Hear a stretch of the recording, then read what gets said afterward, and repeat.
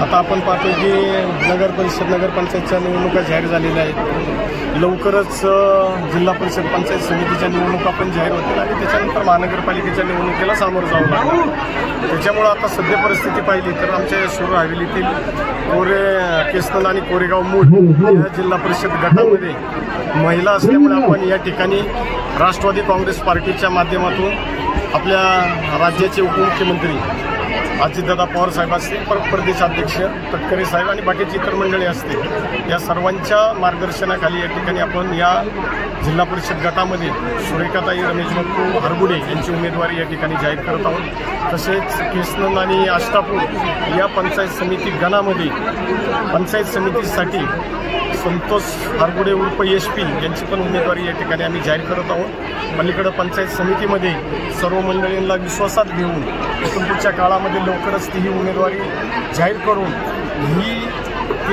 केसनल कोरेगाव मूळ हा जो गट आहे, हा गट या पुणे जिल्ह्यामध्ये आणि शिरूर हवेलीमध्ये सगळ्यात मोठ्या मताधिक्याने निवडून येणारा हा गट असेल असा एक विश्वास मला या ठिकाणी आहे।